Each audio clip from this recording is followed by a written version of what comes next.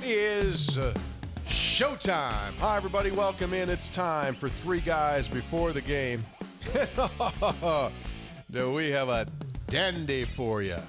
You know, our great Three Guys production staff that schedules all our guests months and sometimes even a couple years in advance. Or a few minutes. I don't know how they figured this one out, but they said, you know, May 17th, let's get Mountaineer golf coach Sean Covich on.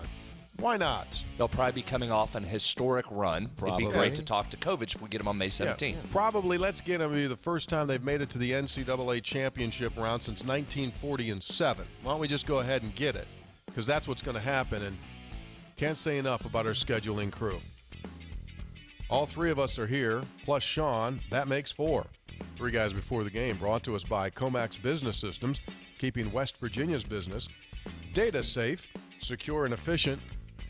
Not for 15 years, not for 20, but for 25 years. Three Guys brought to us by GoMart. Get that GoMart app. Download it ASAP. And immediately on their rewards card, start saving on all of your purchases. Build up rewards points. Save on food and fuel. Three Guys also brought to us by Lou Wendell Marine Sales in St. Albans. They sell family fun. Visit LouWendellMarineSales.com, and it is pontoon season extraordinaire. All right, welcome in. Oh, by the way, we have a major announcement to make as well. Major announcement, and just coincidentally that the Mountaineer golf coach is here. We've got a Three Guys live event that we are announcing here today, and it's going to happen soon. Did you tell Kirchhoff about this yet? He's in. I had to confirm for his availability. I'm in. We'll talk more about it later, but what we're going to do is we're partnering with the WVU Cancer Institute. And on Saturday, June 8th, we are going to take part with the folks from the Cancer Institute with a golf tournament, Coach Kovich. Nice. Stonewall Resort. You've played there. WVU Cancer golfclassic.com is the website. WVUcancergolfclassic.com. The lay of the land is this. There's a golf tournament at the resort's Arnold Palmer Signature Course, and that's during the day. And then later in the afternoon, we're going to feed you and do a Three Guys live show and various other things, but I'll get into that a little bit later on. What's the website? Website is WVUcancergolfclassic.com. Cool. Date? Saturday, 8 June. So that's coming. We got a special Couple more weeks. We got a special guest that's coming too. What? We got a special guest. See, I didn't know Are you that supposed to part. announce that yet? Is this one of your things think where he's you out. really, you're I out think over he's your out. I think skis he- again? No, we have a special guest who's going to be with us that day. I thought that was coming out later. Do it now. Oh, God. Is it firm? Don't say it if it's not firm. Firms never stopped us on this show. Well, that is true. Garrett Green Oh, no. will be our special guest that day at the course. He plays football over at the college. Plays golf a lot. Plays too. golf. Yeah, he does. He does play golf a lot. What have you seen? Have you watched him at all? Oh, yeah. Give me a swing analysis. All I can tell you is, like, when we qualify, he'll play behind us, and he'll say, there's no way you guys shot those scores from that tee box. We're like, yep, that's so. But he has a good time. He's an athlete. He competes. Could he be on the team? We need a good hype guy. We need a guy that's going to fire him up, and, yeah, it'd be great. Grip it and rip it. He's a grip it and rip it guy. Get him in there. I mean, not everybody can start, is all I can say. So that is confirmed. You know that's No, confirmed. in all seriousness, yes, he's in. Okay, you've got that. Because double down. Okay. And I'm not messing around, but in all seriousness, because, when we've had him on in the past, he does things for us. He's a buddy of ours, but he'll do no NIL on this. He's not getting paid to be there. He's getting paid because he has a very, very strong heart for cancer and to help anything he can do to battle cancer. And there's a young lady whose story will be told that day by the name of Kate from here in West Virginia, who he has befriended, went and visited her when she was receiving treatment the very day after the Houston Hail Mary game. He was there to see her. Incredible. And she is battling, and she's doing really well. and this is something near and dear to his heart, so Garrett will be there. Good. Okay. Fair enough. We'll have fun with him. I retract my criticism of you saying something early, though. Thank you. Dude, are you kidding me? I mean, are you freaking kidding me? Wow. Huh? What a run. It was an incredible run. Yeah, I'm still trying to remember everything that happened, but just proud of the guys, and it was pretty special, pretty emotional day too when we got it done, and yeah, here we are. We might as well keep playing golf. This is year 9, so you, like Nikki Izzo Brown, are the only two in the program that started programs from scratch. Obviously, we hadn't had women's soccer until Nikki, but let's face it, Mountaineer golf had been long gone. It wasn't like you program had been off for a year or two and all of a sudden you resumed. I mean, you started it from scratch as well. And here you guys go, and it's been a fun watch because you've done what every team and every coach ever wants to do in the course of a season. You just keep incrementally getting better. Now, Brad and I take a great deal of credit that it was really when we became starters at the Mountaineer Invitational that you guys exploded. And since true. then, you're looking back. Here's an analogy that popped in my head this week for our basketball fans out there. What your golf team is experiencing right now is the kind of a late run that Joe Alexander had in the month of March in his last year. What do you think of that? Which we often say was the greatest month in Mountaineer sports history, right? Exactly. Propelled him up into the lottery.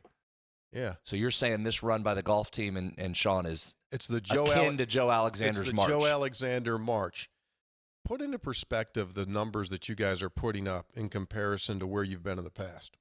Well, I mean, it's been real consistent play, I think, out of the entire lineup. Mm-hmm. I think there's two storylines about our season. One is the exceptional play, the consistent play, the outstanding play by Max Green, who's a junior, and then just everybody else playing a role.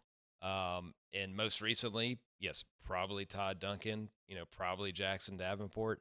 But in the fall, Todd didn't even start in a stroke play event for us in the fall at all. He was a non-factor. But then he came on in the spring. Jackson was out of our lineup in March, like playing in an individual event at Tennessee Tech while we were at the Hootie at Bulls Bay or Georgia Southern's tournament. So that meant other people stepped up. And I've been coaching, I think, 18 years, and I've never seen the way it played out this year of just people stepping up at different times. And then it all kind of came together, like I said, for our home event. That same 5, well, honestly, it wasn't the same 5 because we had a couple other guys in there. That just proves my point more that they stepped up at the home event.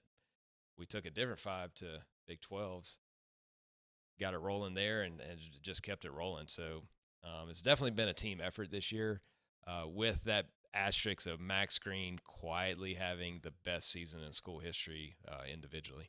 Coach, that as I was looking at your scores, and that was the first thing that came to my mind was consistency. Because when you see a golf tournament and you see a good golfer, like, oh my gosh, he's +6, he was just off. And you guys were 285, 280, 280.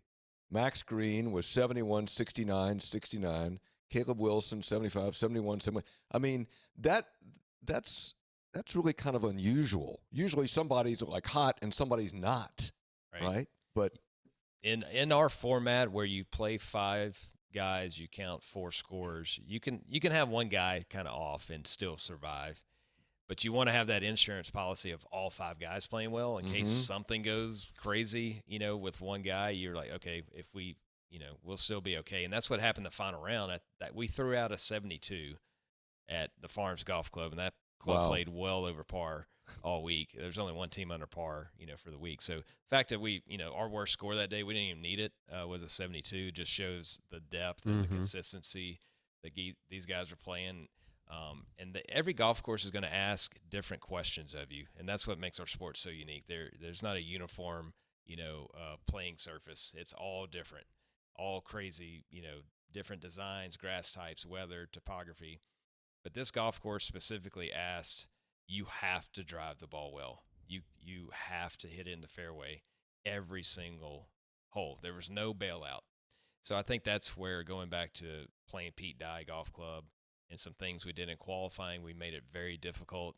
And so to get through qualifying, you had to drive it well. But when we got there, it was just kind of a continuation of, you have to drive it well to be able to score. You mentioned Max's season this year. Let's talk about him for a second. Expectations when he arrived on campus to what he's grown into. Tell us a little bit about Max. Yeah, key word is grown into. I remember his freshman year. I always joke with him when he walked around the weight room when we first got there. He looked like one of those deer that could barely, stand. And so, doing squats and whatnot, like you just do the bar and he was like shaking. And now he's really filled out. He's really matured, developed. And he does what, most college golfers do. They come in, they average 74, 75, and then the next year it's like a 73, and then this year it happens to be right around 70. Like he's just gotten better and better and better and learned. He's always been real consistent, but he has gotten stronger. He has gotten bigger. He's developed, so he's hitting the golf ball further. But just, what a great kid, just real consistent, and his personality and his golf game kind of match up. Like I said, he's quietly had the best season in school history because he's kind of a quiet kid, and it kind of matches up. What about the mental makeup of being the one? It's a different mindset for you when you're the one going against other ones? Yeah, I think he likes it. I think he's always had confidence. He's won twice in college. Not many people have done that. One more win and he'll tie Mark Getz for the most wins, individually. But yeah, it is a different mindset, but he's always felt like kind of maybe like West Virginia, like we're underappreciated or we're under-respected. He feels that same way as a player. Like, why am I not up for these awards? Like I've pretty much beaten everybody I've played all year. I average whatever. So he kind of, He likes the opportunity when we get paired with these big teams and they have their best players who are PGA Tour ranked, PGA Tour U ranked. He likes that, and I think at the end of the round they turn around and go, "This kid beat me," and that I think he likes that. So hopefully we keep that rolling at the national championship. You mentioned the word mindset, and earlier you said that in the fall Todd wasn't part of what you guys were doing. Jackson went out and played at an individual event. So I love those kind of stories because those would be easy stories for those guys to say, like, I'm mad, I'm upset, I'm not playing, see you later. You had the opposite happen. Why did that happen with those particular two, and how do you make sure that they know that there is a rainbow still with the opportunity for them to get it? Yeah, we talk a lot about long-term and taking the wider view of things because players tend to worry about, am I starting next week? That's it. That is their whole life. They can only see the next tournament. And when they don't see themselves in a lineup, to me, that is the most important time in a player's career is what do you do with that disappointment? When we leave and go to Puerto Rico in February and you're stuck going to a biology lab while it's snowing, how are you going to handle that? Because we don't take everybody like other sports. You only take 5 or 6. So how did Todd, how did Jackson, or anybody out of our lineup, how did they handle those situations? And they use it as fuel, luckily, and not as excuses or, well, I want to go somewhere else where I know I can play and, all those things you hear about in this transfer portal world. And again, I'm very upfront. Like if that's the way you want to be, then this probably isn't the program for you. Not every program, this isn't going to be for everybody. But Todd and Jackson are special players, special people. Obviously, this school, being a Mountaineer, means more to Todd than probably most on our team, if we're being honest, because he grew up. Shady Spring Tiger. Yeah, grew up. So great high school basketball player, of course. Yeah. Coach Ronnie Olson. Great. Yeah, he's a great athlete, but it means a ton, I think, for him to represent us well. So, he had those moments, and anytime he's out of the lineup, like he's not happy, but he uses it in a positive way to, hey, when I get my chance to qualify, like I'm leaving you no doubt, like I'm going to earn my ticket, and that's what he's had to do a bunch, and it's made him better. And I think when he gets to a tournament, that might be the easy part because he knows he's here, he knows he's traveled, he knows he can tee up in the tournament rather than am I even going to be there. Golf is such an individual game, but at this level, it's a team sport. So when you're coaching them up, are you coaching, wow, you got a showdown with Oklahoma State or this team or this particular golfer, or is it against the course? Who are you competing against? Yeah, I mean, golf is you compete against yourself, you compete against the golf course, you compete against Mother Nature. Sometimes you compete against other teams. But I think with college golf, what I try to get our guys to focus on, and when we go to a tournament, say it's a big event, some of the marquee regular season events, they want to know who's in the field. Is Florida there? Is Arizona State there? Texas A&M there? And so I always reveal the field, and it's they get tired of this joke, but I go, all right, here's who's playing, and here's who's our competition, and it'll just be the golf course. I go, I don't care if Wake Forest is there. I don't care if Texas is there. I don't care if Marshall's there. We are playing the golf course. If you don't play the golf course, it doesn't matter, who's playing. That's to try to answer your question. Like, we just try to focus on the course, playing as good as we can, and then see where it shakes out. Okay, on that, then, so you want to coach them to the course, and then I've covered a couple tournaments at the Greenbrier, and then golfers talking about the course fitting their game or their game fitting the course. So do you look at the course and know your golfers and say, oh, okay, this is not going to fit, or this is a good fit, and going in? Yes, certainly. I mean, that's kind of how we chose our lineup for this event, because the golf course was so tight, it demanded a lot out of your driving skills. So we felt like we took the best drivers we could. But at the end of the day, good golf is going to travel. And if our guys are playing well, they can kind of play, any golf course, because they have a lot of confidence. And when you're playing golf well, like you feel like you'll never struggle again. And when you're playing bad, you feel like you'll never play good again. Yeah. And neither one of those are true. But it's it kind of helps you determine your lineup a little bit based on where you're going. But at the end of the day, if a guy's hitting the ball where he wants to, he can play anywhere. Let's talk mentally for a second, as we have been here. It seems to me, and I know you're a big baseball guy too, golf and baseball have some similarities in the amount of downtime you have. There's a lot of thoughts that can creep in, no more so than golf. So two-part question here. How much mental work do you do? How do you do your mental work? And then on the course, your job as the head coach, how are you managing that? Do you try and see every player a little bit? Do you follow one player for a round, then jump somewhere else? What do you do on game day?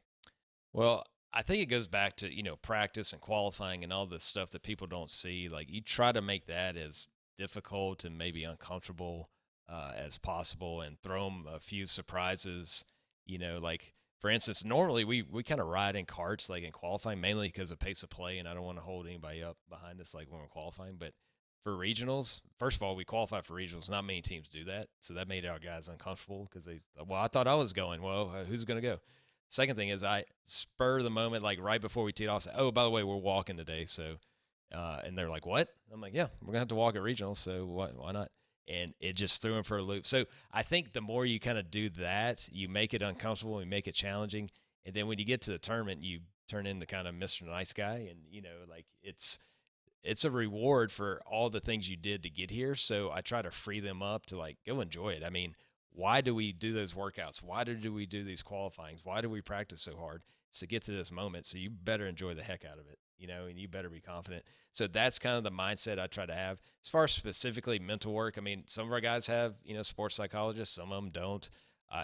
We don't force anything on them. If they want some help, we'll get it for them. But I think my job as a coach is really just to kind of free them up, to have fun, enjoy it. And then I'll do whatever they need. I mean, this tournament specifically, the regional, my plan was to be on the par threes, and that's what I did the first round, and it worked out great. And then about midway through the second round, I saw Max Green struggling. I think it was 4 over through first 9 holes.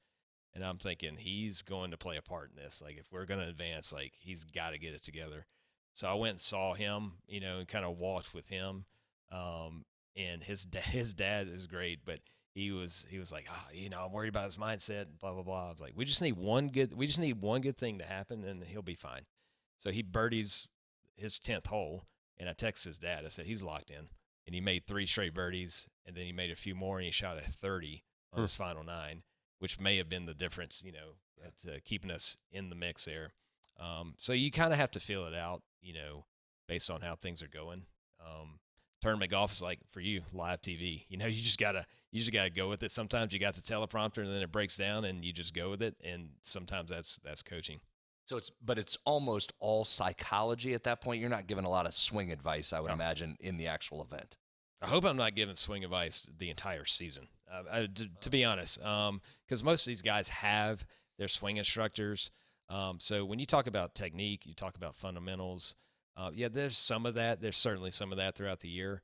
But we're more about developing skills that will translate to tournament golf, skills that will translate to playing under pressure. And I think that's our goal, what we try to coach our guys on and develop that skill of playing under pressure. Because all these guys, if you came out to a practice, I'd be like, pick our 5 starters. Be like, I don't know. They're all hitting it better than me. You know, they can all do whatever they want with the golf ball. That's how they got here. It's really, can you do it when it counts? Can you do it under pressure? And so we try to design practice and everything to get ready for that. So fair to say that a very high percentage of your job is between ears more than anything else. Yeah, I like to say I coach people that happen to play golf. Is kind of my viewpoint, my philosophy on coaching. Because if I can make sure that they're being the best, people they can be, best students they can be, best athletes, then the golf will kind of naturally take care of itself. So yeah, it's I'm probably annoying to the guys their freshman and sophomore year. Then maybe by their junior, senior year, go, okay, I kind of get it now. Because they all want the quick fix, like swing tip, and I'm not here for that. I'm here to make sure, are you going to class? Are you showing up on time? Are you representing us well? Are you doing those things so I can trust you when I take you on the road?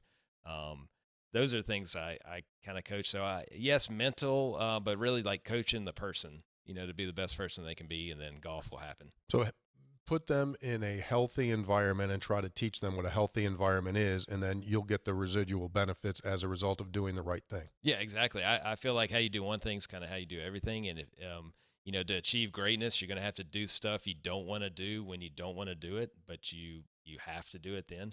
And teaching them that's really the secret, is doing all the things you don't want to do when it'd be easy to do something else. And that will pay long-term dividends. Is conditioning a factor? Yeah, certainly. And that's another reason I made them walk, that day, because, it's funny, like in qualifying, they want to ride. And then when they get to the tournament, like, oh, obviously we got to walk. It's like, well, we need to walk here and train. Yeah. And really it came from, and I turned it around on them when they were complaining, because one of our guys had Big 12 championship, and that championship is 72 holes in 3 days. You have to walk plus the practice round. So you're looking at 90 holes in 4 days that you've got to walk, and that is a mental and physical and sometimes spiritual drain on you, especially with all that being on the line at Big 12s. And one of the guys late in the round, and we had a great performance, we finished top 5. He's like, I'm tired, like I feel like maybe we need to walk a little bit more. And I went, okay. And then he kind of forgot about it, and everybody's happy. Oh, we're going to regionals, and then I make them walk, and they're complaining. I was like, this is actually your idea. They're just like, yeah, you're right. So you see the pros, and you used to in the old days, 20 years ago, you'd see the Craig Stadlers and stuff, but now you see these golfers and they're in perfect shape. Their hips are like this, their shoulders are like this. After they've practiced and play 18, then they work out. I mean, they're at the pro level, the conditioning is incredible. Yeah, the last 20 years, I think, since Tiger came on the scene, everybody's been going in the gym trying to get faster. Yep. And there's been some data based on, what's the most important thing in golf. We always used to hear putting, short game, drive for show, putt for dough, as they used to say. But they're really showing that driving the golf ball is probably the most important thing. And the further you can hit it, the closer you are to the hole, the lower you're going to score, right? I mean, it sounds simple now. So a lot of people are training speed. They're training conditioning to hit the golf ball as far as they can. And that's going to lower their golf score. So yes, we do work out a lot. We work out 3 days a week throughout the season at 6 a.m. And but that's something that most college teams do, most junior golfers do. But that has become a very important thing. It was not a thing when I was coming up playing college golf. It was like weights are bad. You're going to do this. You're going to get injured. But now it's completely different. I view it as you're training an athlete that happens to play golf. Yeah. Three Guys Before the Game is brought to us by our good friends at Comax Business Systems. There are many benefits to a new phone system. Comax can help you however you want to do it. You can purchase, you can lease, you can rent your hardware. And what do you get? What are your benefits? Well, you get crystal clear sound. You get the opportunity that everyone in your office can have a dedicated line. I have a dedicated line to Hoppy's office, and he never answers whenever I call. But that doesn't stop me. Stop. Instantly, Jeez. voicemail, records, and sends it to Hoppy's phone no matter where he is. He could be from Weirton to Welch, Martinsburg to Matewan, or all points in between. However you want to do it. Comax, from one digital line to 1,000 digital lines. It's Comax Business Systems. Sometimes he gets on his pontoon, takes that down the river. Can't stop me. Drives his tri-tune from Lou Wendell Marine Sales. Ever show you any of those pictures from Lou Wendell? I don't know. I'd Beautiful, like to see some. beautiful facility. Take a look. You ever pontoon, Sean? Oh, yeah. Yeah. I mean, I could see you at the front, maybe at the wheel of one of those. That's inside of Lou Wendell Marine Sales in St. Albans. They've been in business for over 45 years. The premier, #1 pontoon boat dealer in our state. And beside those pontoons that are just beautiful, Avalon boats, by the way, made 100% here in the United States of America, they have all the other things like trailer tires. You get whatever you need. And So hold it right there. See, I still need to get this float thing taken care of because You the think- boat's it's going to be in the 90s next week. We got to get moving on this. you think they'd send Yeah, one You of see those those up? on the upper left part of the screen? That's what we're looking at. Multi-user, tow behind the boat. We got to get on that. Yeah. Visit Lou Wendell Marine Sales in I'll call St. them. Albans, or at they really. are right now. Think Lou that they Wendell still have those Marine available? Sales.com. That's Lou For you, Wendell they do. Marinesales.com. Ask about the Three Guys Special. Coach, you're from Meridian, Mississippi. Just looking up the golf courses here. Did you play Briarwood, Northwood, Lakeview? Wow. What'd you play? Yeah. Well, I played all of them, but my dad was the golf professional at Briarwood, which is a very blue-collar golf club. I learned a lot about life out there, gambling and some other things. Only Yeah. kid in second grade that knew what a Calcutta Yeah. was. Yeah. Show up with $20 in your pocket, play for 50. It gets pretty intense. But yeah, Briarwood. You were hustling. I know what you. No, so you were no. hustling people. No, That's it what just- you were doing. 15-year-old kid, right, Brad? Taking people's money. That's you got to compete at that point. And then Northwood I thought that was the Augusta National of Meridian, Mississippi. Like that's where all the doctors and lawyers and people with the jobs played. And that's where I worked. I actually worked out there, cleaning carts, picking up range balls. Eventually, worked my way into the pro shop there. But man, I thought that was Augusta. Yeah, so that's where I played. I played at all of them. Yeah. Bushwood. You ever played Bush? No, Briarwood was close. but, Bushwood, yeah. Briarwood, same thing. So when you show up here, as Tony mentioned, the program had been dormant, and you look back at that time, after you got here and started to get settled, what was the one thing where you went, oh, that might be a bigger hurdle than what I thought it was going to be when I took this? There was a lot of those moments. It's like when you get married and you don't notice a lot of things, and then it kind of, oh, wait, that's weird. No, go down. We should go down that path. So, but no, it was, you have the honeymoon phase of, being the head coach here, and it was a great opportunity. Loved it. But then when things started to go, I would say like the winter time, because I'm not, being from Mississippi, not used to winter, snow, ice. Yeah. I don't know where the sun goes for 6 months out here. Goes on vacation. Goes to Meridian. Stays So down there. that was definitely probably the hardest part. It was like, wow, how are we even gonna compete, recruit, because it's just so cold and there's nowhere to play, and it gets dark at 3:30 in the afternoon. It feels like 1:30. Yeah. So that part was difficult, but it's funny that I'm sitting next to you. I guess I can share the story, but like I want to say it was our second year. First year. Oh boy, here we go. You did First- something to him when you were in the department. What did he do? No. No, I was already gone when he Yeah, so this has been our second year of competition, and things were not going well. Had a difficult conversation with a player, and we were just, it wasn't going well. And I go to the Mexican restaurant by our house, and I'm by myself because Kate was out of town. We're leaving the next day for a tournament, which I'm sure we're going to get dead last in. And so I'm at this Mexican restaurant going, I could have been in the SEC still being an assistant. Like, when you're an assistant, everybody loves you. It's great. It's fun. And now everybody hates me. We're terrible. This is, not having fun. So I'm sitting there by myself, and then Brad's there with one of your girls. And he's like, hey, coach, come over here, sit with us. And I'm just sitting there lamenting, just like, this is, hard. Like, what should I do? And blah, blah, blah. And Brad was like, look, you're just getting started. Like, things will get better. People want you to succeed. Like, it will, just hang in there. And I'm like, all right, fine. I won't quit tomorrow, So the next day we go to East Carolina. It was the East Carolina tournament. We go down there and we won the tournament. Wow. We won the tournament. It was our first win since bringing the program back. And then the next year we went to a regional, and then the next year we were, top 40 in the country. So I always credit him, the Mexican restaurant, eating cheese dip. The cheese dip and chips had to be are on a Friday. invaluable. Had to be on a Friday. He only goes on Friday. It was a Friday, yeah. Because chips and cheese dip are invaluable. You need to be cured. Get the chips and cheese dip. Makes everything better. Yet another milestone in Three Guys history. Because I don't know if you know this or not, Sean. Hoppy hired Dan Stratford. Yes. So Brad talked you out of quitting that Friday night. That's a little overstated. No, he talked you out of quitting. That's a little Save overstated. the program. Saved the program. If it wasn't for Brad Howe, he's back down there in South working at Bushwood and Briarwood. Well, Bushwood's from Caddyshack. I think it's the same thing. Yeah. And so there you go. You guys, I have done nothing in that regard. Well, anyway. Overstated. Sean's being very kind. Overstated. They did the work. I didn't do anything. Yeah, he talked him off. Offered him some chips. You talked him off. I mean, offered him some chips.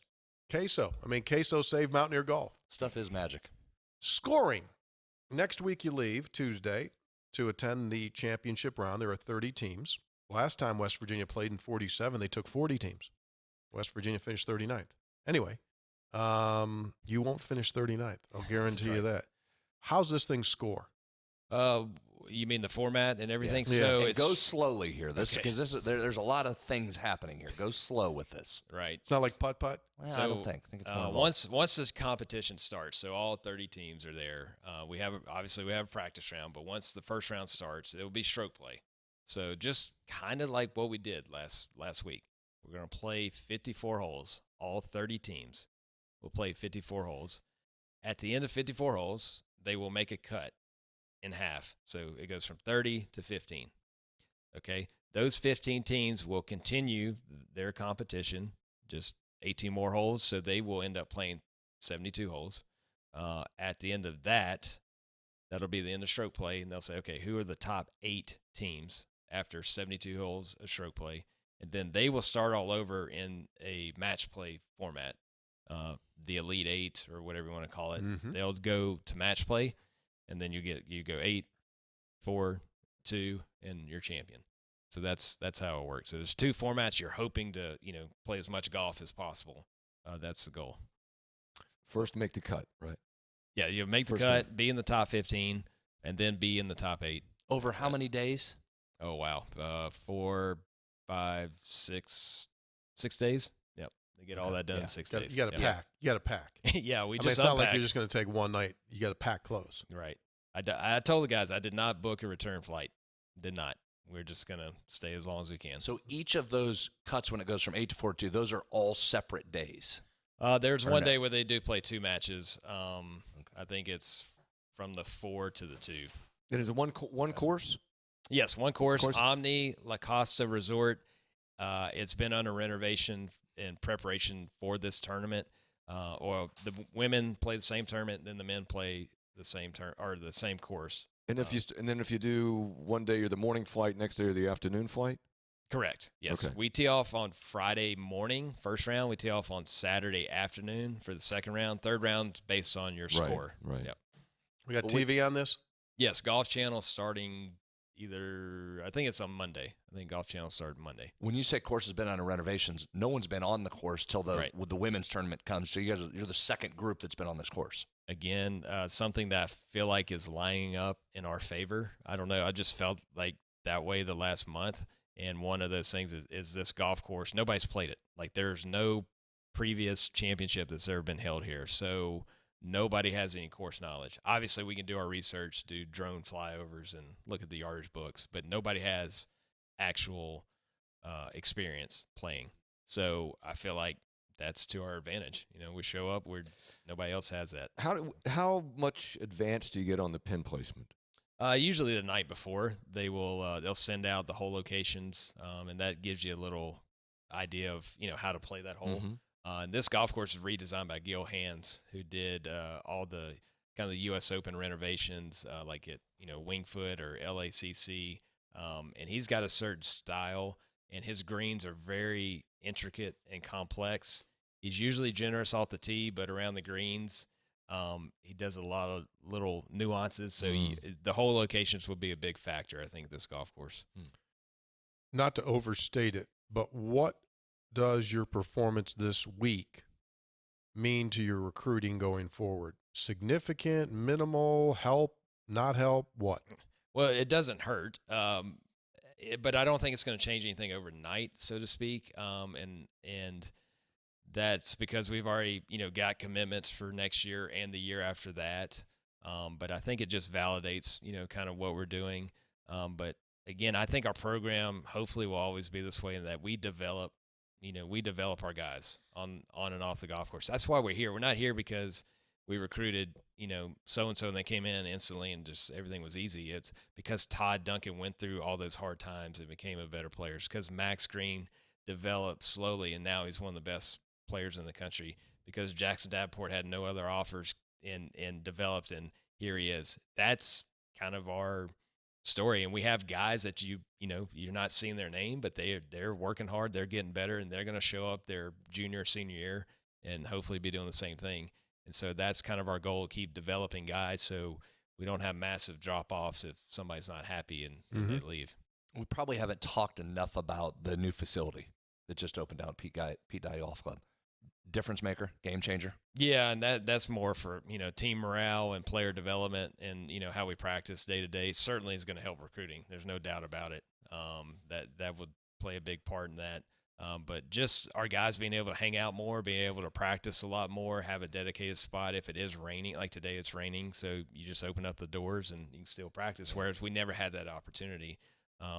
So, yeah, we opened that up the day before our home tournament, and we've been on a pretty good run since. Was it you guys that were good luck, or the facility? I don't know. It's about the same. Probably us. Probably us. Yeah, you got, yeah. We did take our own walkthrough. I hope you don't mind. We did go in. The door was over there. And I get security notifications, so I did see that. Yeah. The door was propped open. We got to take a look at this thing. We went in there. We went like, holy cow. The garage door feature is like the best ever. Like they say, the garage range, yeah. It's not like garage doors like garage. I mean, they're beautiful. They open up. They've got a nice tee area there, and you can whack that thing. You got heaters Heater right above you. Right above you. So in the middle of the winter, you could just be whacking that thing out there where you normally wouldn't be able to do that. I know that's huge, because we've been 9 years without that ability, and a lot of other programs have had that for a long time. Even teams in the South have it. I don't know why. I guess to dodge a thunderstorm every now and then. But they don't need it. But so yeah, that was. We've been building this thing without that. So that was kind of the final piece of the puzzle. When I got here, obviously it was a sheet of paper saying you're the golf coach, but I didn't have a golf ball, didn't have an office, didn't have a player, nowhere to practice, didn't have a tournament set up. So we kind of had to build all these things. I had a list of things I wanted to get done, and the final piece, and it was a huge piece of the puzzle, was getting a dedicated practice facility for our guys that any time of day, any time of year, if you want to get better at golf, you can, and we finally had that in place. So, Coach, it does beg the question, and you're from Mississippi. You got a call, and you took the job. You said you didn't have a golf ball. You didn't have an office. You didn't have any players. Didn't have a schedule. Why the heck did you come? Because I was the only one crazy enough to take the job. But, no, seriously, I mean, why are you an assistant coach? It's to be a head coach one day. So you have that part of it. You have the opportunity to finally be a head coach. The second thing is it was so unique and different that I thought, I mean, you have to take that. And the other part of it was it's West Virginia. And, yes, I'm from Mississippi. I grew up in SEC country. But when you turned on the TV and you saw the Mountaineer night games or Pat White playing in bowl games or, even back to Major Harris, like there was a brand there that if you know anything about college athletics, about West Virginia, about Mountaineer Nation and the fans. And I thought that would be so cool to be at a school that had that kind of passion, that support, that history. And then the fact that you had a blank slate, to, go do something, try to do something cool at a what I consider a national brand and a very unique place that, might not have the money, might not have the, population as other places, but the support and the passion is unmatched. So I thought that'd be kind of a cool thing. There's another Pat White recruit right there. Yeah. Right, that helped. Surprised We didn't say Tavon Tavon Austin. Austin's But highlight he's a little film. older, too. He's Yeah. a little older. You got the Pat White. I'd almost say Major Harris more than Yeah. Pat, but I remember all those guys. Earlier this week when we had you on Sportsline, and we're glad you did Sportsline and didn't do Talkline. Unnecessary. Two of the three. He normally tries to grab sports people. No, I do Front stories. I cover Anyway, stories. So one of the things he said, Hoppy, if you were tuned in, which I'm sure you weren't, was the number of Mountaineer fans that were there in California that surprised you, right? Right. Well, it surprised everybody. So we're in Took over a San. venue just like bowl games and NCAA yeah, tournaments, right? Just exactly. took it over. Show up. We I think it was probably the second round when we teed off because we were paired with San Diego, one of the rounds, University of San Diego. This is their home course, their top 50 program. They have a lot of good things in the world of golf. But we're playing at their regional. And one of their players said, "You guys have more people here than we do." And I was like, "Yeah, I guess we do." And part of that was our parents. They were great. They're supportive. My family was out there. But randomly, the final round, there was a handful of like these Of course, there Mountaineer were. fans that Mountaineers I are in talked the to two hunt. We're gonna show guys. up. Two guys were from Fairmont, and Because why wouldn't they be? and I Took said, a drive over? Yeah, I thought that they would live in the area. I said, "Where do you live?" "Oh, we live in Fairmont." And I said, "Okay." I just checked my Google Maps. On we are in California, 3,000 miles. but they were working in California, so they took the day off. How about that? They said, That's a "Well, great they said we story. can just work longer on Thursday to make up for it, but we want to come out here and watch you guys." And they watched every hole. Oh, that's awesome. We had a man. couple other guys too wearing the Flying WV out there, and actually I texted one of them today because I didn't get a chance to, thank him because it was so crazy at the end. But he actually lives out there, and he was like, "Hey, I'll see you at La Costa." So, Sure. Now he's in. Yeah. So it was. Does it make a difference? Somebody's Somebody's riding trying the to cart. somebody's trying to putt or tee off, and hear people saying, "Let's go." No, they were very respectful and cheered us on. But honestly, I feel like one of our competitive advantages this past week was our families being out there, because as soon as we got done with the round, we would practice for a little bit, but then some of the parents rented a house instead of staying in a hotel, and we went and just hung out with them. We went to the swimming pool. We played basketball. Like Keenan played Todd in basketball, And Keenan's his son. Yeah. Keenan's Sean's son. And then we, there's card games, friendly card games going on, and music going and pizza, and just we didn't talk anything about the situation. We didn't overanalyze the golf course. We just hung out with our parents, with our families. Awesome. We had fun. It was a celebration of the whole year, and then it was so good. We're like, why not keep it going? So I think that helped our guys relax and not get too anxious about the golf tournament. And I would imagine the Airbnb has been located at the next destination. Yes. There'll be another house. Well, that's what we talked about. We're like, hey, let's get this exact house. Yeah, because it was only 15 miles from the National Championship golf course. Unfortunately, it's booked, but they're working on another one. But I think that's a great advantage and something unique that West Virginia does that a lot of other programs don't do. Sometimes they just take it a little too serious where, I think relaxing and understanding you're going to be loved and supported, whether you play good or bad, frees you up to play some great golf. Oklahoma State, perennial power, national champion in the past. You guys are right there with them. What's that say about where you guys are from that Mexican conversation that you had with Brad at the Nacho Bar?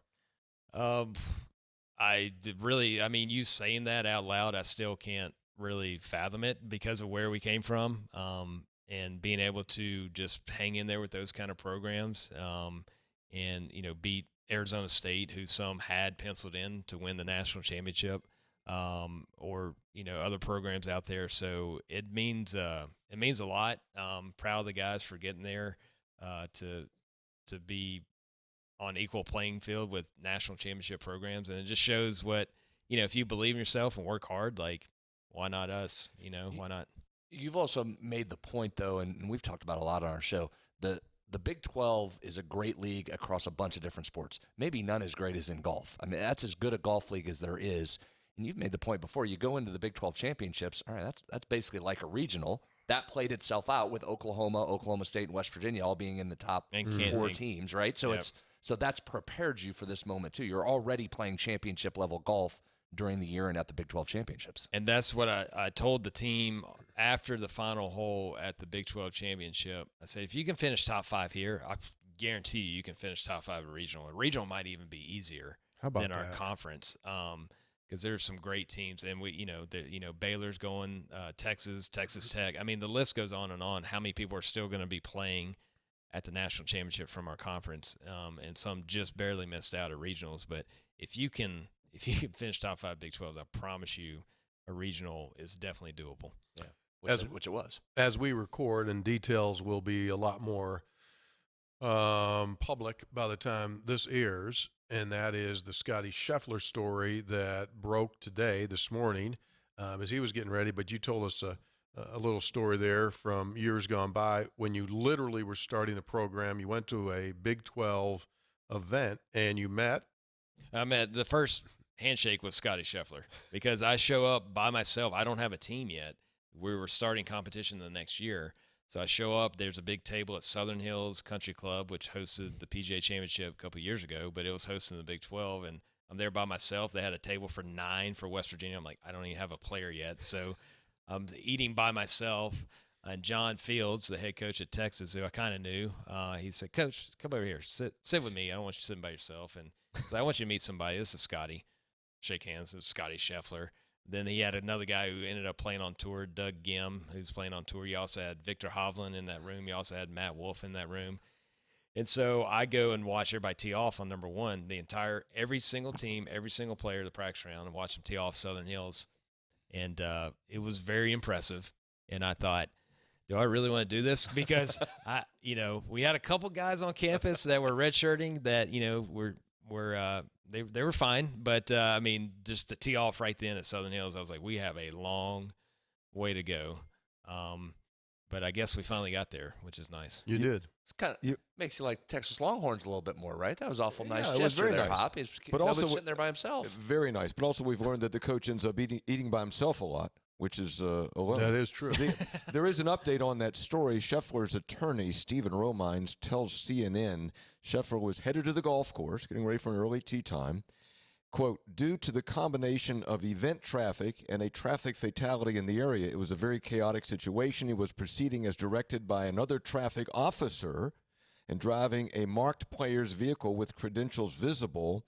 In the confusion, Scottie is alleged to have disregarded a different officer's traffic signals, resulting in these charges. He stopped immediately upon being directed to and never at any point assaulted any officer with his vehicle.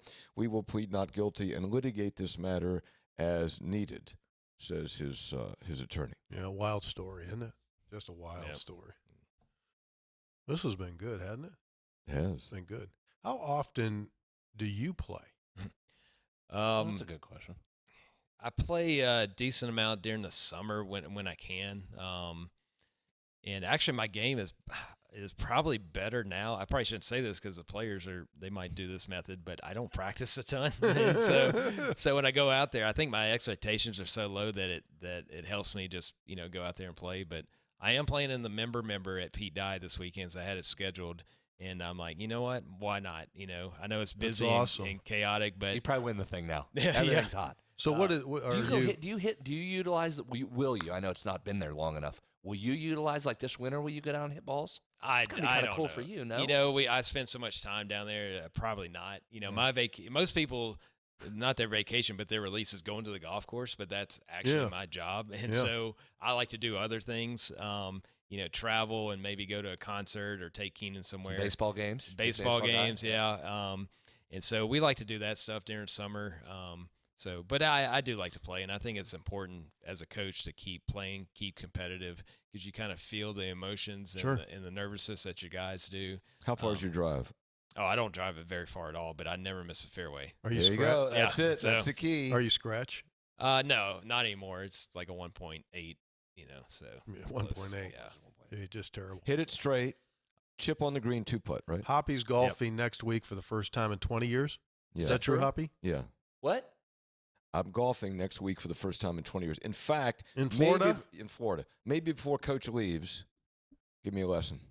Well, I recruit good players and then stay out of the way. So, Well, So Kirchhoff won't qualify there for I'm already disqualified. yeah, exactly. you mentioned you like to Don't go to hurt yourself. concerts. What's that? Don't hurt yourself. Cost doesn't matter. I won't. Travel doesn't matter. Name me 3 concerts you would love to see. Can I go back in time or is Anything you want to do. 3 concerts. Well, I would go to Madison Square Garden 2003. I think it's in the summer, and Very specific. It's Pearl Jam. I think so. Pearl Jam peaked, I think, as a live band in 2003. Would have been amazing. So that would be a good one. Probably go back and see Tom Petty. I have to go see Tom Petty and the Heartbreakers sometime in the 80s or 90s. Mhm. Would love to go see him. I hate he's not here with us anymore. Yeah. And then, I feel like they had a brief run, but it was a great run. Would be the Eagles, probably late 70s, early yeah. 80s. Yeah. Go see them. But those would be my 3, probably in that order. Although I might put Tom Petty ahead of Pearl Jam if I had to. So yeah. That's really good. Food-wise, all we've gotten so far is chips at a Mexican restaurant. Any particular foods that you love? Any sort of seafood, Gulf cuisine. Growing up in Mississippi, it's right there by Alabama, Louisiana, Mississippi. They all have this Gulf kind of thing. So any kind of gumbo, Yeah. A little spice, a little po' andouille boys. in there too. a little bit, yeah, like shrimp. Anything with shrimp Mhm. and chicken. Yeah, Wash it down with a tall, cool Kirchhoff ale, if you could get it. yeah. I Can't get it anymore. Hey, last week we were on the caravan Just continue. tour, Sold out. and Chad Scott, Mountaineer offensive coordinator, takes great pride in cooking seafood. And his claim is he's the greatest crawfish cooker in the world, and had an apron that basically said, greatest crawfish chef in the world. They brought up 160 pounds from Louisiana, and he cooked them for the When? kids When? in the last couple of 3 weeks. They just boil them, or They just, did he, yep. he fixed them. Yep. Whatever. I don't know how he did it, but I mean, I think it was. He said they were hot, so there was some perspiration Yep. that was coming off there. We used to have big crawfish boils. It could be the whole community, or it could have been somebody's driveway. You just get live crawfish, boom, boil them. Usually some corn, potatoes in there. Yeah. Tony's or any kind of Cajun spices in there, and then you just dump it out all on the table. Yes, and have at it. Yeah. Yeah. So we need that here. We need to do those kind of things. Just something on some brown paper that you just Yeah. roll out. I'm Well, all for that. That's a boil. Like That's here in the studio? boil.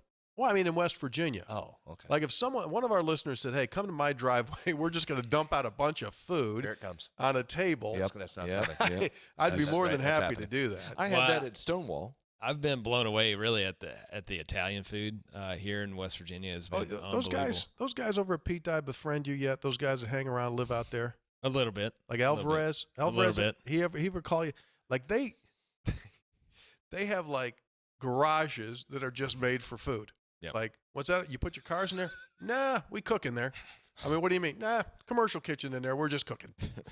Yeah, it's I've been blown away really when we moved here.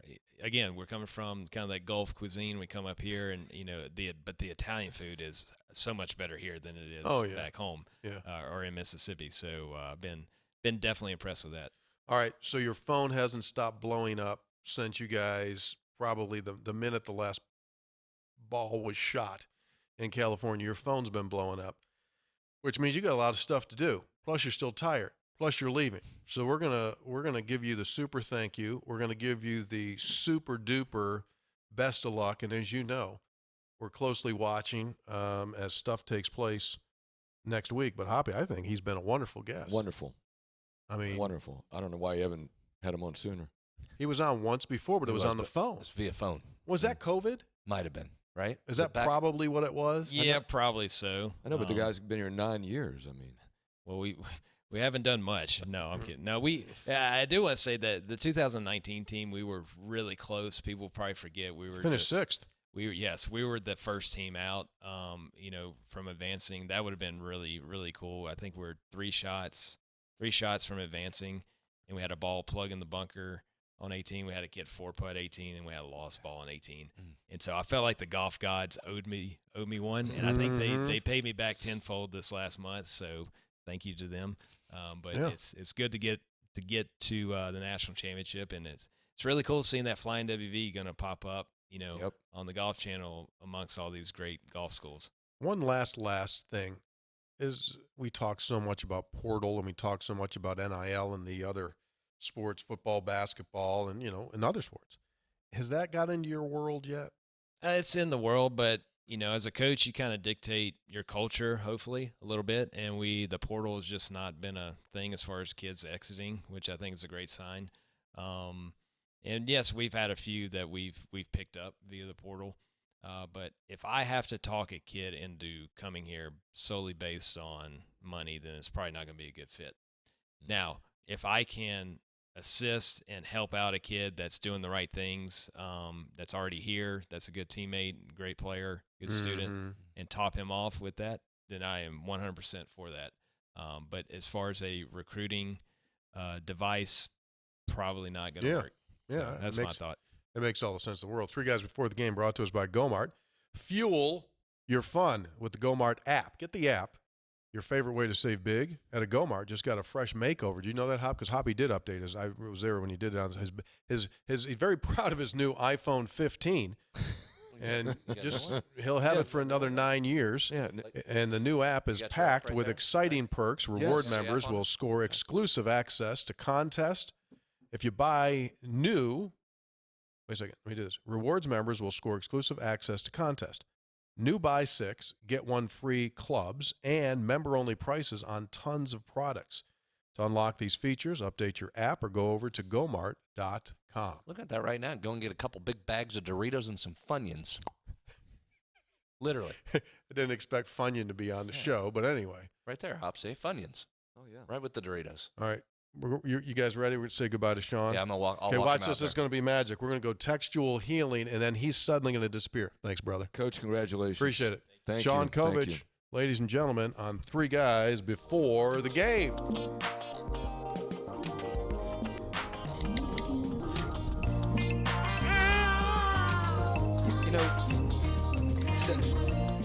Tony, it feels like with a lot of these Olympic sports that we're in this golden era almost. I mean, maybe it's too much to call it a golden era, but boy, there has been a lot. No, you're right. To be excited about. Yeah.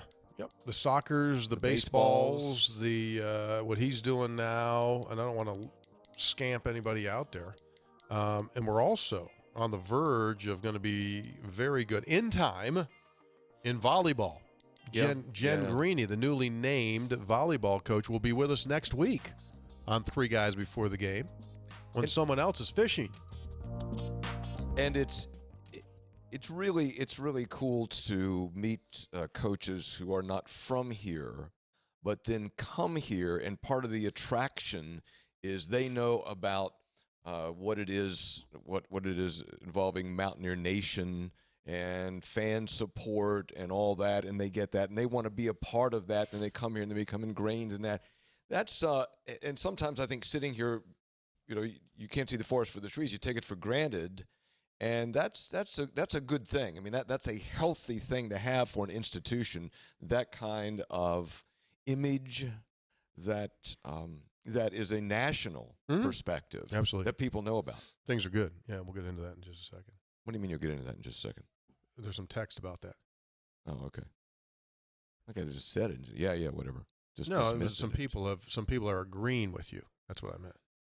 What's the problem? He seems feisty today. Yeah, very defensive. And listen, dude, we're your friends. We're not those politicians that you've been screaming at all week with all this stuff going on. We're your buddies. I don't know why. And I always take special care not to attack you at all. I know better than that. This is like vipers here, like a pit of vipers. Hey, let's do this thing again. I started the show and I told you that we're going to do a live event. Here's the deal. Saturday, June the 8th, Stonewall Resort. We are partnering with WVU's Cancer Institute. And this is different than what we've done in the past.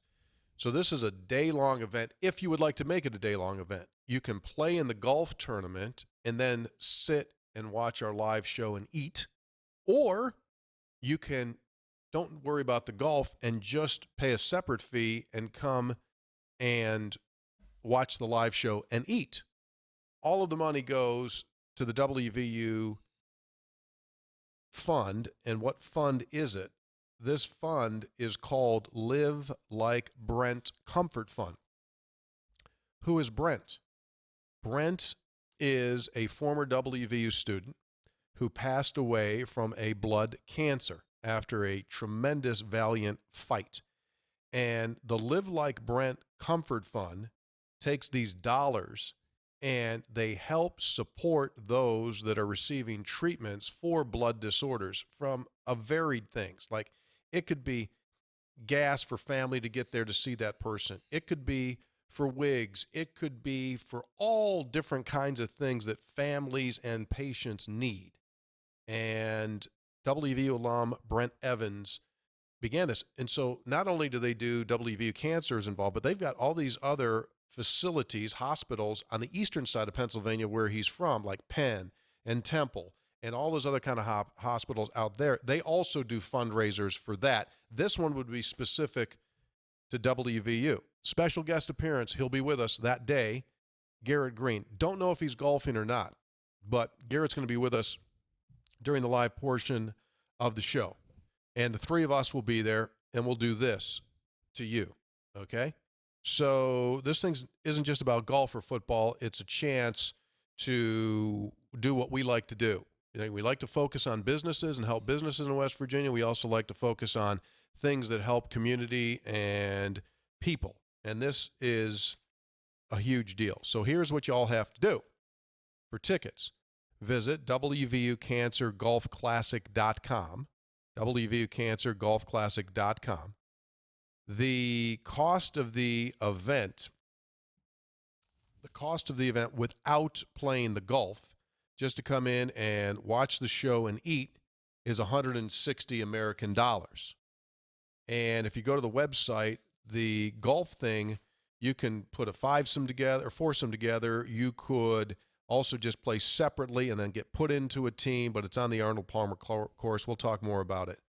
The foursome's a good deal. $500. $500 for a foursome, yeah, and then you get the whole show and you get that's everything. That's golf. What's the that's address food, again? that's the show. Let's sell this thing out. Yeah, be great to see everybody. What's the Great address cause. again? I mean, WVU. The web address. I thought you were talking about the course. WVU. No, I can find it, but just tell me. WVUCancerGolfClassic.com. WVUCancerGolfClassic.com.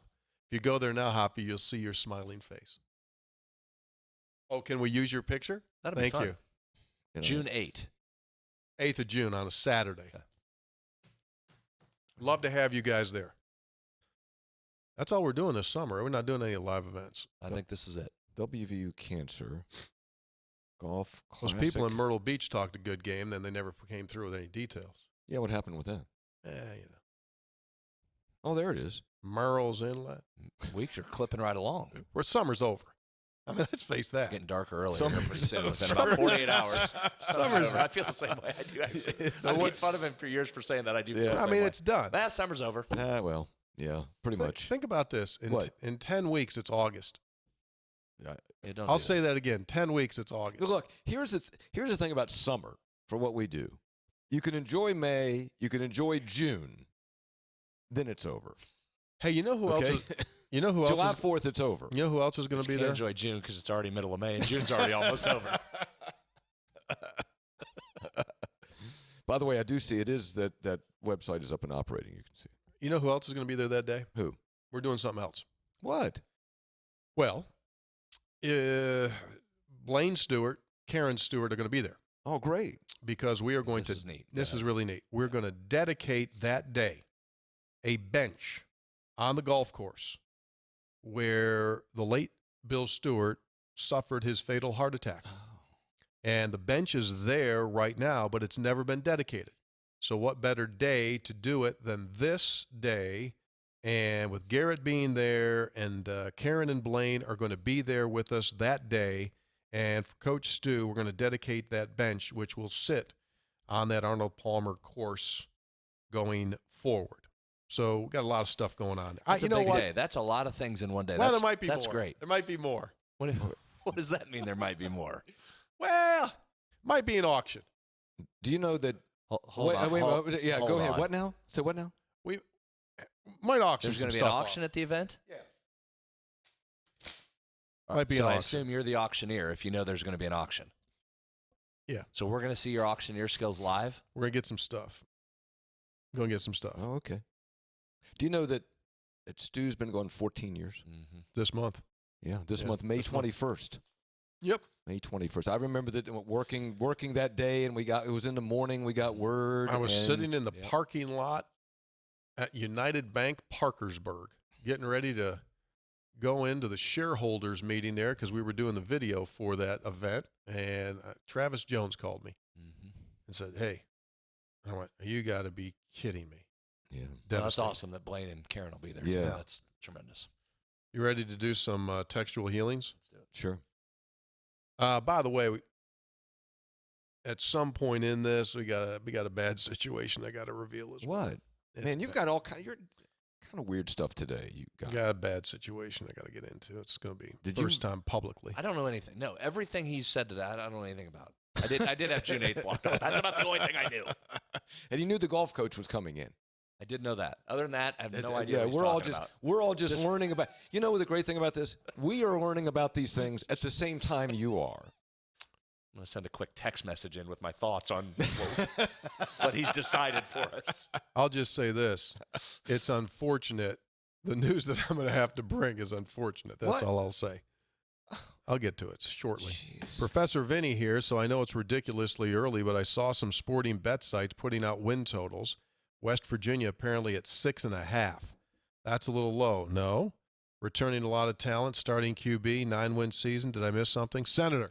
Yeah, a lot of people share Vinny's thought there that was maybe a win too low. I think, and I would agree with that assessment. I think what you're looking at there, if I'm trying to build the case for why the books did that, if you look at the Big 12, there's a bunch of teams, Hoppy, that are bunched up at 7.5 as their win total. So I think West Virginia probably gets knocked down a peg because of that difficult non-conference that's Right. different than those other teams. So 7.5 probably would have been the number if it take weren't- Penn yes. State off or take a Pitt off there, slide somebody else in, you probably would have been right in that group of whatever there is, 6 or 7 Yeah, schools.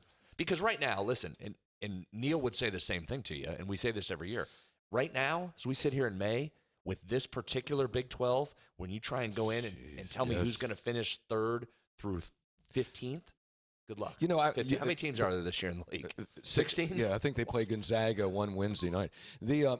Brad, I think you're exactly right, and the Penn State does knock you down from 7.5 to 6.5. And also, I was just thinking about this last night, is that it is so the margin here is so tight Yeah. that the difference between, like, I think this team will have obviously a winning season, but the 6 to 9.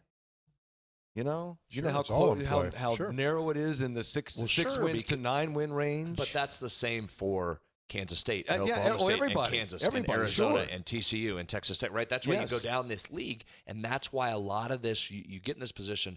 We love a lot about this West Virginia team, which we'll get into over the summer here. But you don't know what your injuries are going to be and what the other team's injuries are going to be when you play them in that moment. So just so many variables. It is hard to do win totals in college football right now. But I'm with Vinny. That seems a tad low, but my guess is that's the reason why. Caleb from Cyclone, West Virginia texts in. Good morning. Long-time listener, first time I've texted. Took my first trip to Cancun this week. I'm walking down the street. What I am surprised to see, Go-Mart. As I walked in, I asked for a Fly Rod Slim Jim and a 5-pound Reese. Soon realized I wasn't in West Virginia anymore, and the lady at the cash register looked at me, well, as if I had 3 heads. I explained how in West Virginia there are Go-Marts and the running joke of the Slim Jim and the Reese. I believe I have laid the groundwork for these items to be sold there now. Maybe if we can get you guys involved in the efforting, we can make this happen. P.S. As we sit in the lobby on Tuesday night, it was my pleasure to teach those people down there in Cancun the true words to Sweet Caroline. Thank you very much, Caleb. Actually, that's the second time someone has sent us a Go-Mart from over in Cancun. I did not know. Gas away to Cancun. First I've heard of it. Unbelievable. Jeez. Tremendous. Got to stock those Slim Jims and Reese's, though. Yeah. Probably go down and get some shrimp. Here's a situation. Yeah. Uh-oh. Here's the story I want to tell you. Oh, geez. Good afternoon. Good afternoon. Heard you. I heard you had the most handsome and brilliant coach in the world on today. Just so happens he happens to be my husband. He's simply the best, makes me a better person every day. Our family and every player and coach he's ever had the privilege to work with is truly better because of him. Could you tell him how much I love him? Can't wait to listen to three guys. The Leslies are looking forward to a wonderful year. Let's go. And so that's from Jordan's wife, who's terrific. Yeah. Let me tell you how nice she and Jordan are. Mm-hmm. So last Sunday, I got a text. Oh, I do know about this. Oh, do you? I got a text from this her. Is really unfortunate. And she, from Jordan, and he said, hey, man, I remember Jordan talked at the end of the episode about chicken chili. Yes. Give that very detailed description of the recipe. Yes. So she said, hey, we're making it today. And he sent me a video of him stirring up that chicken chili. Uh-oh. She goes, would you like some? No. She didn't say that. Then she came back and she said, hey, Jordan just left recruiting this week. He made you some. I'm going to bring you guys some chicken chili. Okay. I said, cool. Now, I knew I was going to be in Charlotte on Monday. I said, sure, just bring it to the building. Hit the bell. Someone will come out there. Just give it to them. They'll take care of it. Cool. So I come home Monday night from Charlotte. Tuesday morning early, I'm going through my email. About 5 a.m. I'm going through emails. I see an email from the president of our company. So he says, hey, just want to let you know. From George. Yeah, George. He says, just want to let you know, I was walking through the lobby yesterday at work. There was a young lady there, and she had a gift for you, a bag. She said it needs to be warmed up. So I know what happened. I left it on your desk. Oh. Yep. Oh.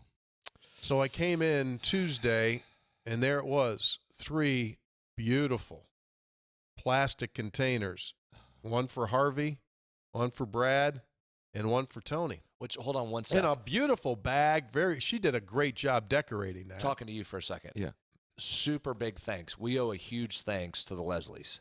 Yes. Because when he was negotiating that deal, if you'll remember, he was only negotiating on his behalf. Of course he was. He was only talking to Jordan about getting some for himself. Exactly. And trying to cut us out as he often does. Yeah, that's typical. So thank you to the Leslies for thinking of us. Thank you very much. Yes. Because we don't get that from Tony. I don't know if she regularly listens, but I did not have the ability to contact her this week because I was embarrassed that it went that way. But this is what I'm going to do. So we didn't get to taste the great chili. Well, we could have botulism.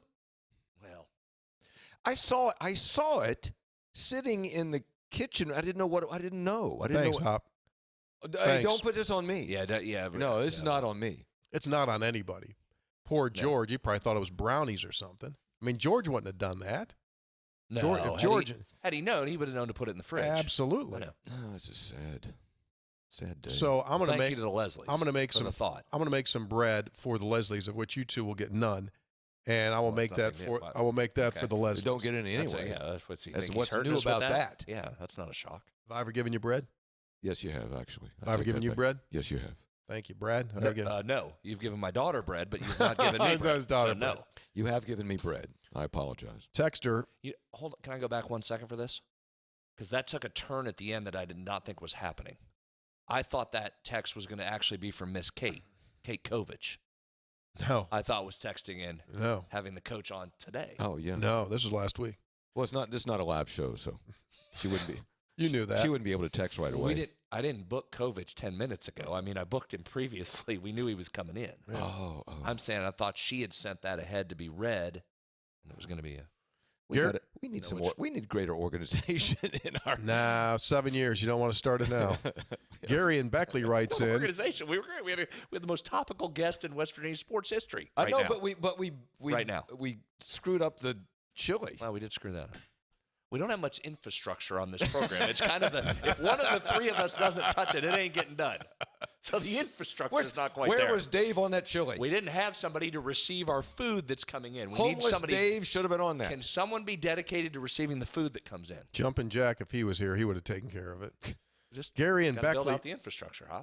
Startup. Gary and It's a Beckley startup. writes in, Jordan Leslie was a 5-star interview. Yeah. Agree. Another person writes in, I love the Jordan Leslie interview. Great voice and accent. Anyone else hearing Elvis? We'll have to go back and sample that. Andy in Amarillo. About Elvis with him a lot. He's right in that area. Yeah. Tupelo? Yes. Yeah. Yeah. Andy in Amarillo writes, this may be too late for airtime, but please let Charles Wesley Godwin know that a West Virginia boy is taking his 15-year-old West Virginia-born daughter to her very first concert to see him and his band. We'll be in there ready to sing Country Roads in the heart of Red Raider country. Chuck's Awesome. out there in Texas.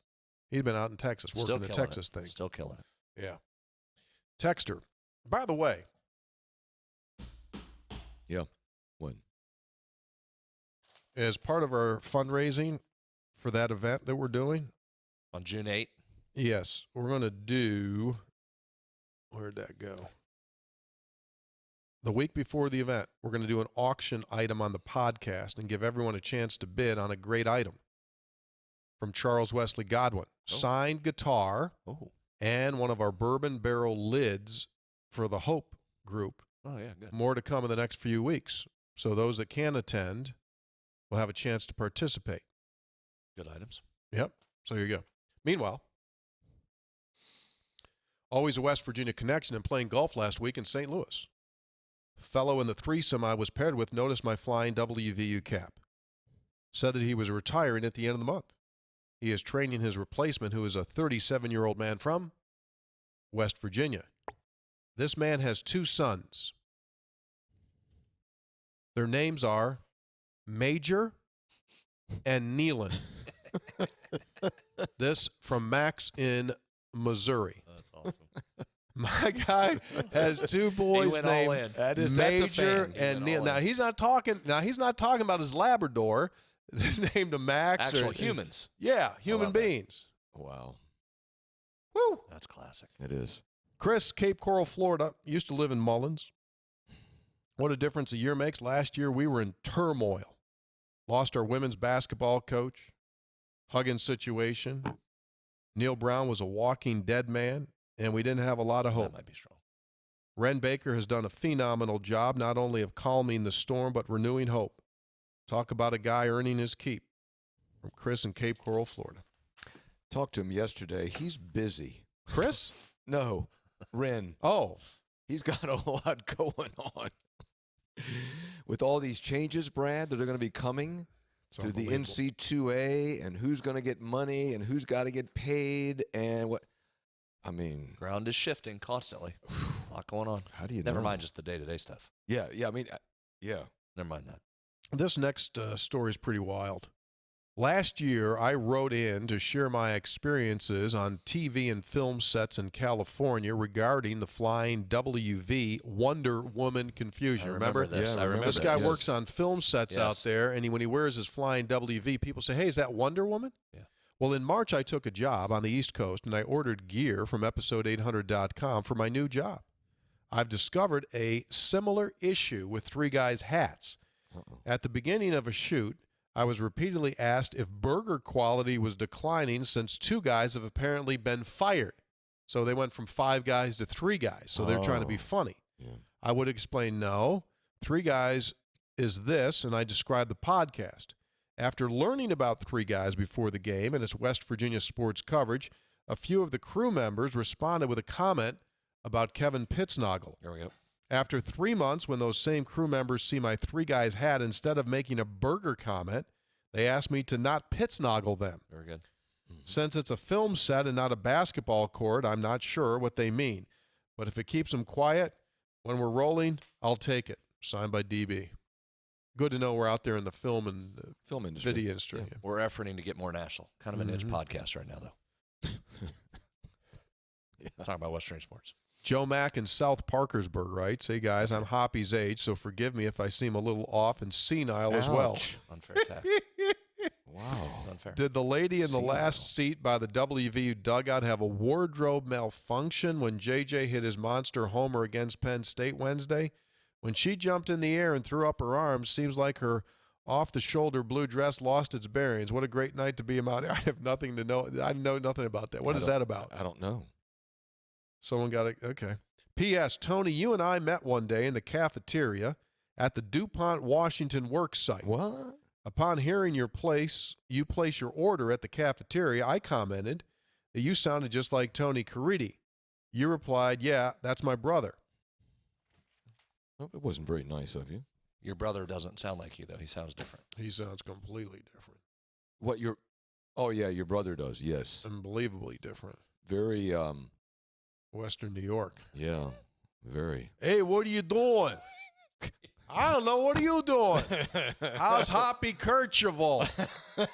Hoppy doing good? That's it.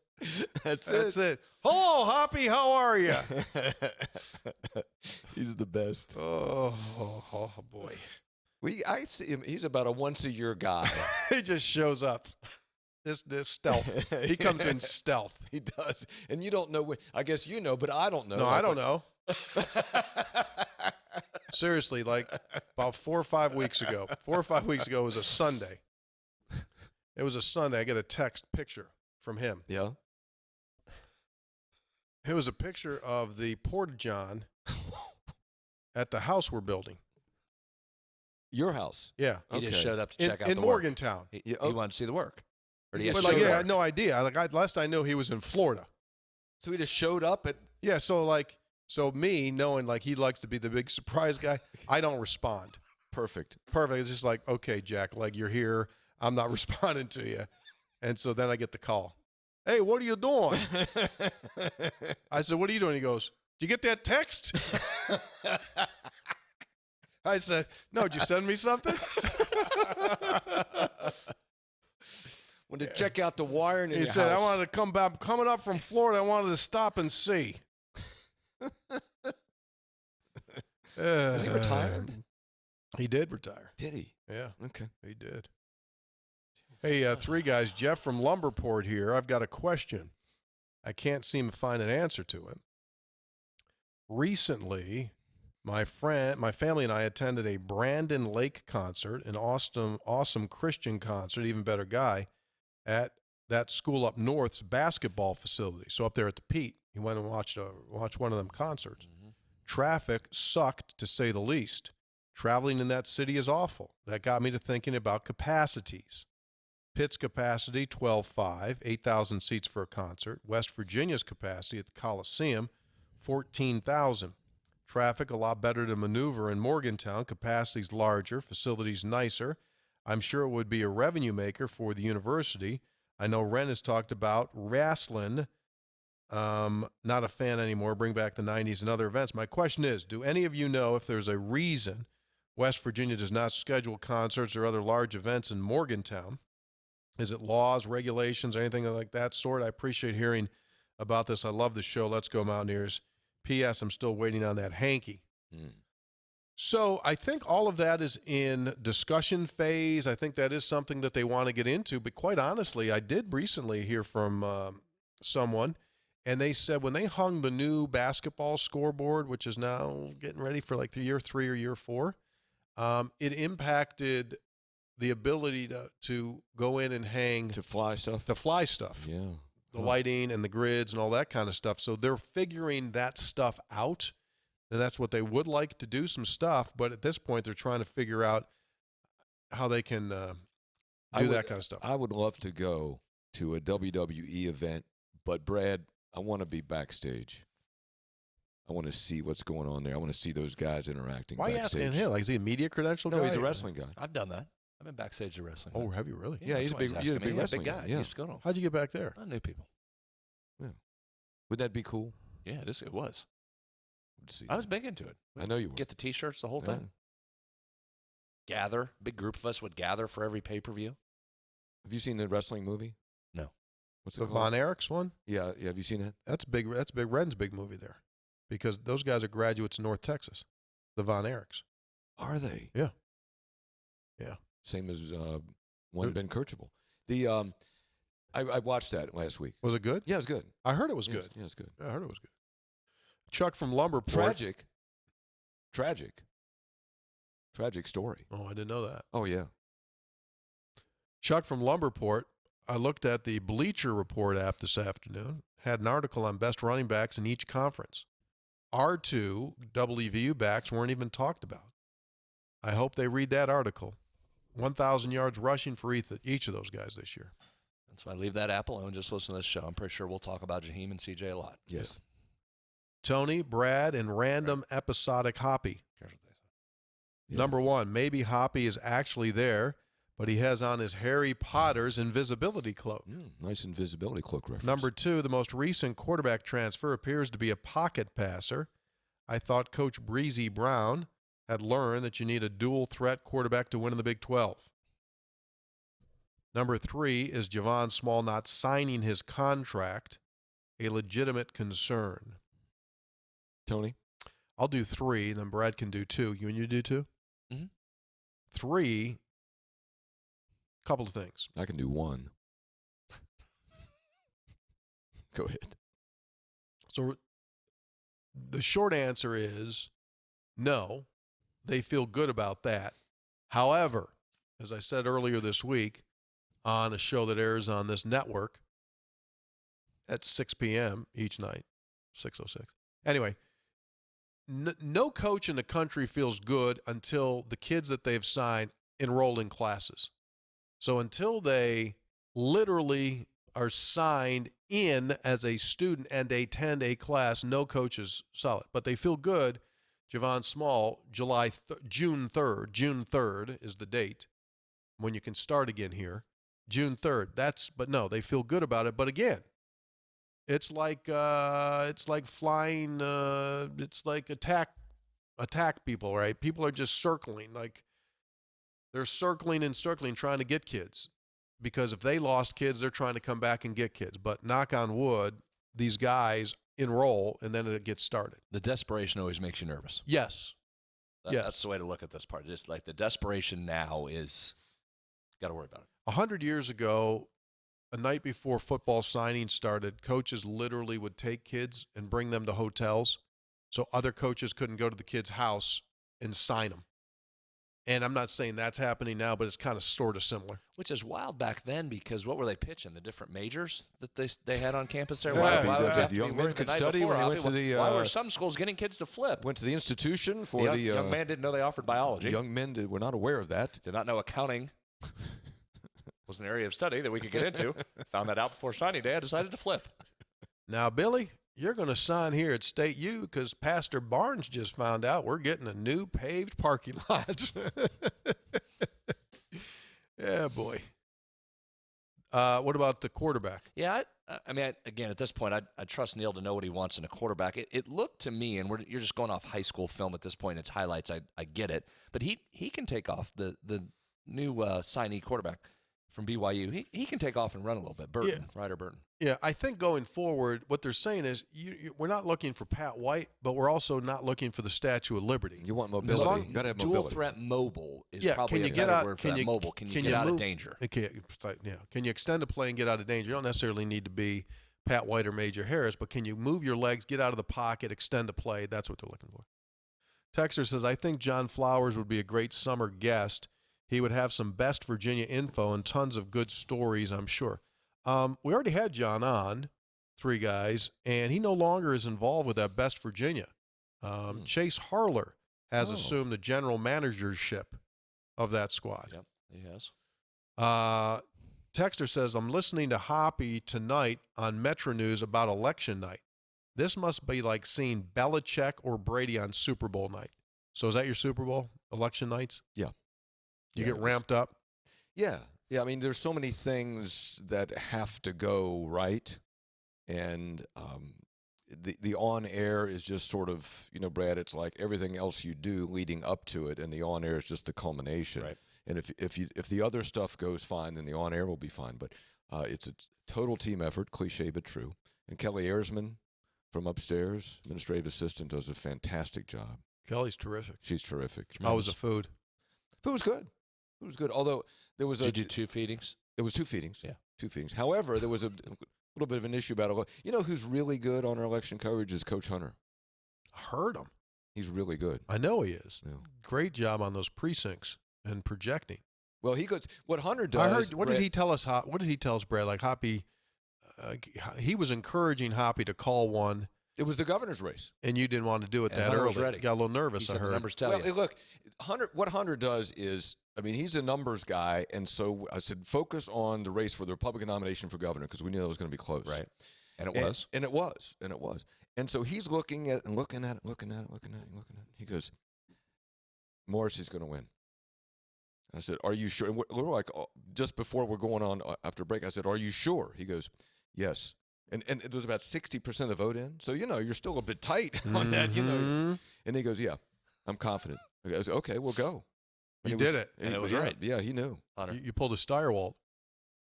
Yeah. Steyerwalt's call of Arizona was a little bit bigger. Got him called before Congress. This is just going to get you called to 3 guys. Yeah. Texter says, you know, our number for if you'd like to text us, 304-404-4083.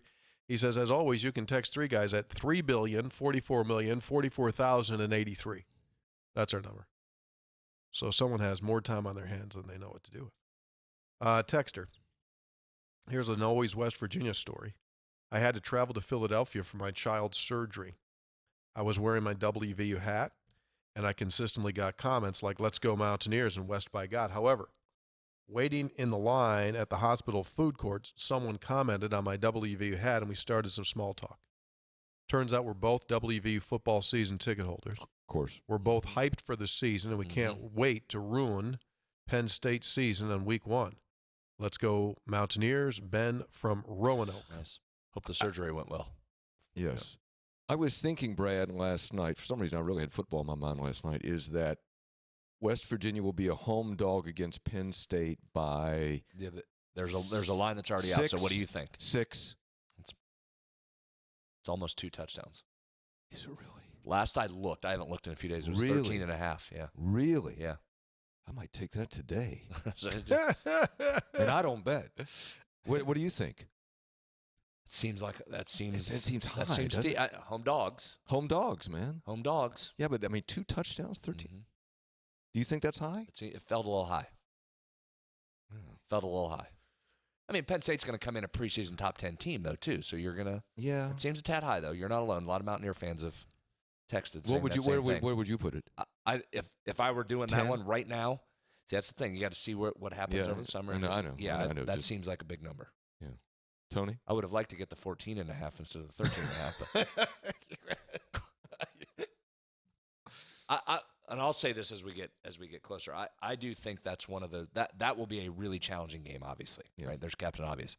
I think West Virginia should feel like it has a legitimate chance to win that game. I don't know Sure. that you will. That'd be an unbelievable win, and you talk about a springboard to really setting the tone for that season. But I think that particular group of Mountaineers should walk into that building on that Saturday feeling like they've got a legitimate chance to win that game. A very different vibe than a year Very ago different when vibe. you got new quarterback and you got to go up there. Yes. Right, yeah. Yeah. Can we talk about that game, Tony? It's only how many weeks away? I think we'll probably have enough time to sneak one in about it. All Talk a little bit about it. Craig from Winfield, real name. Just a question about Coach DeVries. Close to 8 weeks from his hiring, and other than the introductory press conference and his travel with the fundraising activities, when would a reasonable amount of time have passed to hear more from him in the form of interviews or visiting your podcast? I, for one, feel like it's an excellent hire, but I think fans are ready to hear from him and more in some way sooner than later. At least I am. Thank you for all you do. P.S. I love the Coach Leslie visit. I would say that after being with him 6 out of 8 days in the last week, that he's going to develop a wrestler's cauliflower ear. He is trying to absolutely wrestle against an octopus right now of putting together players, obviously staff. His phone stays on his ear. It wasn't off of his ear unless we were in the air. Really? That's the only time. Yeah. And so he was dealing like from 7 in the morning to like 1, but the West Coast time, I mean, it's nonstop. It's agents, it's everything and anybody, player reps, players, trying to get people to visit. So it's coming. I would say in the next couple of weeks. I mean, we've got our When do you leave for Europe? When does he leave for Europe? like the last day or 2 of July. Okay. Oh yeah, we'll get him in here. You shut your mic off, Johnny. Go ahead. Shuffling around. We want to make sure he gets his roster set. That's more important. Yes. The number one thing he needs to do is get these players locked. Once that happens, I think then he will go into, all right, time to coach. Yep. But if you don't have players to go to the dance, forget about it. You got to get players. It's coming. This question is to Mr. Spreads. What's the success rate for WV on 2-point conversions? What's the average for Power Fives of 2-point conversions? How do the Mountaineers rank? So what I've not done that by percentages, but I will just give you total overall 2-point conversions. Does this sound right? West Virginia had 2 of them last year. Yeah, that sounds about right. These numbers sound low. That's 27th nationally in just overall raw numbers of 2-point conversions. The nation's leader was Oregon, only had 5. Those seemed low, didn't they? Yeah, those seem low. 5 in 14 games for Oregon. 2 for West Virginia. 2 for West Virginia in the, what did it play, 13 games last year? Yeah. Mm-hmm. So those seemed kind of low. They do. But that's what the numbers are showing me, but I haven't done that by percentage. But it's obviously a low percentage. Will you offer that? What about? Is he asking about success rate? Is that I what think it he's says? doing success rate. That was just number that they had, so I'll try. And What were we in our 2? Were we good? I don't know that. That's what he's asking. Last text. Efforting. Hey, Tony, this is Post Office Jonas here. I want to start off by reminding you I entered the transfer portal from the downtown High Street Post Office, and I finally made my choice. He's going to transfer to the Morgantown Annex, the main facility. He's going to work there with Adam. Adam, sure. He said Adam did a heck of a job recruiting. With that being said, I'm sorry you won't be able to get to the great service you deserve from me, but the rest of those guys down there are great. I also wanted to share you something I think you guys will really enjoy and will send pictures with. About a month ago, my grandfather passed away. My mom was cleaning out his house, stumbled upon a scrapbook he made of Jerry West. In the scrapbook, many newspaper articles about Jerry and also tickets from the field house, including a game I never knew existed. Take a look at the board, boys. The LA Lakers versus the Cincinnati Royals at the WVU Fieldhouse. Jerry West against Oscar Robertson. Monday in February 5, 1962, 8 p.m.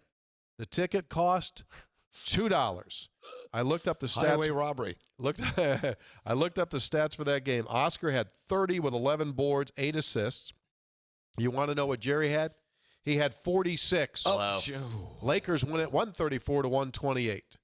Thanks again for choosing and trusting the post office. Hopefully to see you around soon. That's awesome stuff.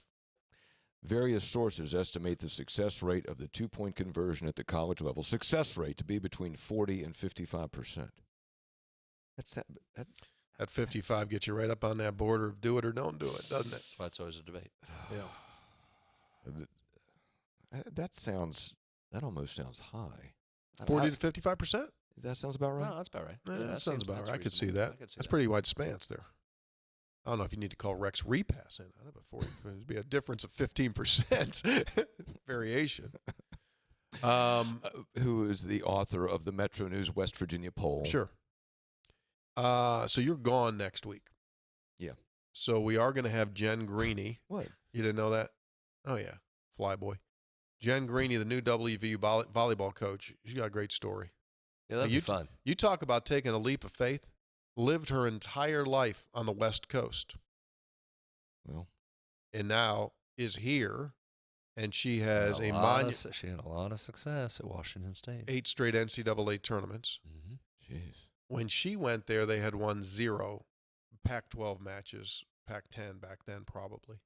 May have been Pac-12. And now she's taken over a WVU program that has won 2 Big 12 matches in the last 2 years. Wow. Yeah, that'll be fun. So that's next week? Next week at some point, we're going to do that, Monday or Thursday. Pac-12 demise Helped. benefiting West Virginia. It helped. Yeah. Tragic, though. Yeah, it's sad. But also the golf tournament and our live event at Stonewall. That's a great place, Stonewall Resort, June 8th. You can get all the information you'd like, the whole deal, at WVUCancerGolfClassic.com. WVUCancerGolfClassic.com. We'd love to have you there. Love to see you out there. Golf or no golf? You can do it either way. Come on out.